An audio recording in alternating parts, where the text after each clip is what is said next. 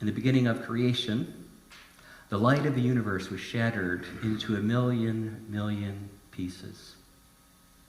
The shards of light lodged inside everything and everyone.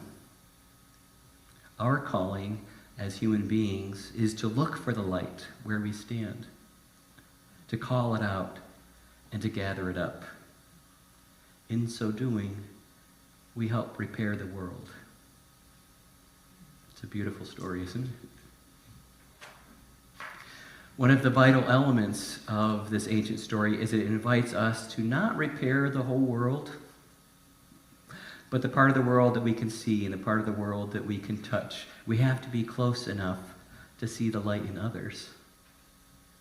So that means we don't have to repair the chaos that's happening in Washington, D.C., or the sadness in Gaza, or the strife in Sudan, or the impossibility of ending a war in Ukraine. But we can look for the light in those nearby.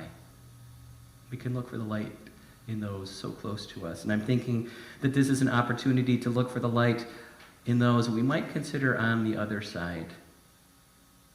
Not the politicians or the tech billionaire bros that are capturing all the oxygen in the world, but our neighbor on the other side of the fence who voted differently than we did and who also plows our driveway for free in the wintertime.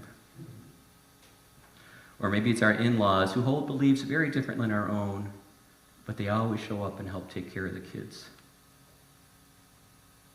Or politics aside, perhaps it's a person who lives just across the street from us that we kind of know, but we've largely ignored all these years. In polarizing times like this, it's becoming increasingly easy to stay on the other side. Stay on the other side of the fence, ignoring or barking at one another.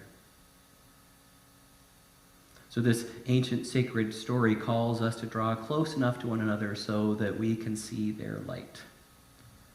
And so they can see our light, because it's all God's light after all, isn't it? This proximity enables us to see the good in one another. This approach empowers us to begin repairing the hurt right close to where we live.